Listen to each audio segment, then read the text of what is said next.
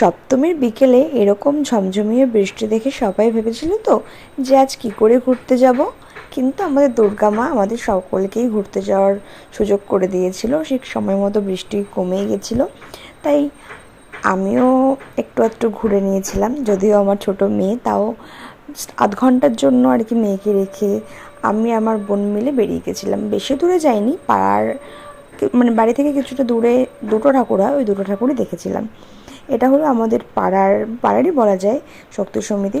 আশা করি সকলে এসেছো, দেখেছো। প্যান্ডেলটা খুব সুন্দর হয়েছিল, আর ভেতরের ইন্টেরিয়রটাও খুব ভালো হয়েছিল। মোটামুটি এখানে এসে সবাই ফটো তুলেছি, ফেসবুকে যা দেখলাম আর কি। যাই হোক, তো খুব বেশ ভালো করেছিল। না, আমিও চলে গেছিলাম, কিছু ফটো ভিডিও সব ক্লিক করে নেওয়ার পরে আমাদের সাথে দেখা হলো এই ছোট্ট পুচকিটা। এটা একটা আমার দাদার মেয়ে হয়।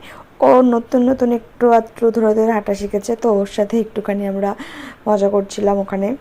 তো যেহেতু সদ্য মা হয়েছি, তো যতই এক ঘুরছিলাম তবুও মাথায় একটা চিন্তা ছিল যে বাড়িতে মেয়ে কী করছে, কান্না করছে কি না, তাড়াতাড়ি করে বাড়ি যেতে হবে, এইসবই আর কি মাথায় ঘোরে।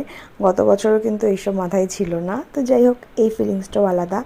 তো যাই হোক, এখান থেকে আমরা কিছু ফটো তুলে আমরা আরেকটা প্যান্ডেলে চলে গেছি।